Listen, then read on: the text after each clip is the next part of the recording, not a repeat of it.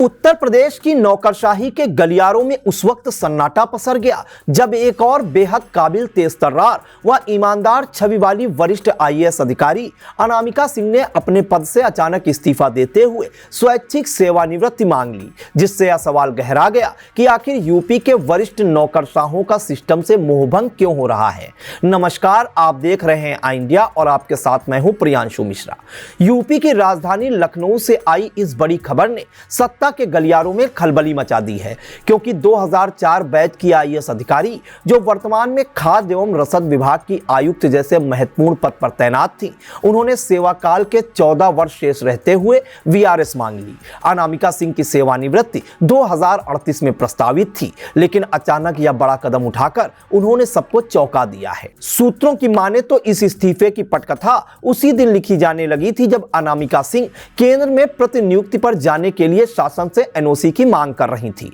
लेकिन एनओसी न मिल पाने की हताशा और प्रशासनिक अवरोधों ने उन्हें वीआरएस जैसा कठोर निर्णय लेने पर मजबूर कर दिया। अनामिका सिंह का नाम हाल ही में सितंबर महीने में तब सुर्खियों में आया था जब उन्हें बरेली मंडल का कमिश्नर बनाया गया था, लेकिन प्रशासनिक उठापटक का आलम यह रहा कि महज 48 घंटे के भीतर ही उनका तबादला रद्द कर दिया गया और उनकी जगह भूपेंद्र एस चौधरी को बरेली की कमान सौंप दी गई, जिसके बाद अनामिका सिंह को खाद्य एवं रसद विभाग में भेजा गया था। इस अपमानजनक और अस्थिरता भरे घटनाक्रम ने संभवतः उनके असंतोष को और हवा दी, लेकिन सबसे महत्वपूर्ण पहलू यह है कि अनामिका सिंह का वीआरएस कोई इकलौती घटना नहीं है, बल्कि यह यूपी की ब्यूरोक्रेसी में चल रही एक अजीबोगरीब उथल पुथल की कड़ी है, जिसे हाल ही में 1995 बैच के वरिष्ठ आईएएस अधिकारी आमोद कुमार के वीआरएस से जोड़कर देखा जा रहा है। अभी कुछ ही समय पहले आमोद कुमार, जो कि प्रमुख सचिव नियोजन के पद पर तैनात थे और अपनी प्रशासनिक दक्षता के लिए जाने जाते थे,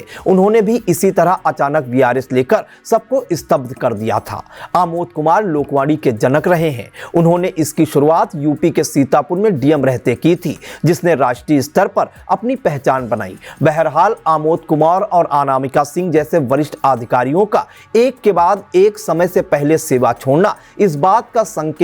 कि कहीं न कहीं शीर्ष स्तर पर सामंजस्य की कमी है या फिर अधिकारी काम करने के माहौल में घुटन महसूस कर रहे हैं। मूल रूप से फतेहपुर जनपद की रहने वाली अनामिका सिंह की छवि हमेशा से एक सक्षम और एक्टिव अधिकारी की रही है, जिन्होंने नीति आयोग में डायरेक्टर रहते हुए और वन, पर्यावरण एवं जलवायु परिवर्तन विभाग में सचिव के पद पर अपनी प्रशासनिक दक्षता का लोहा मनवाया था। जानकारों का कहना है कि जब आमोद कुमार जैसे सुलझे हुए अधिकारी ने वीआरएस लिया था, तभी यह चर्चा शुरू हो गई थी कि यूपी कैडर के कई और अधिकारी भी कतार में हैं, जो या तो केंद्र में जाना चाहते हैं या फिर वीआरएस लेकर कारपोरेट जगत या अन्य विकल्पों की तलाश में हैं। अनामिका सिंह के मामले में एनओसी का पेच फंसना और उसके बाद वीआरएस का आवेदन करना यह साबित करता है कि अधिकारी अब राज्य में रुकने के बजाय सम्मानजनक निकास को प्राथमिकता दे रहे हैं। आमोद कुमार के जाने के बाद मची हलचल अभी शांत भी नहीं हुई थी कि अनामिका सिंह के इस कदम ने सरकार और प्रशासन के सामने एक यक्ष प्रश्न खड़ा कर दिया है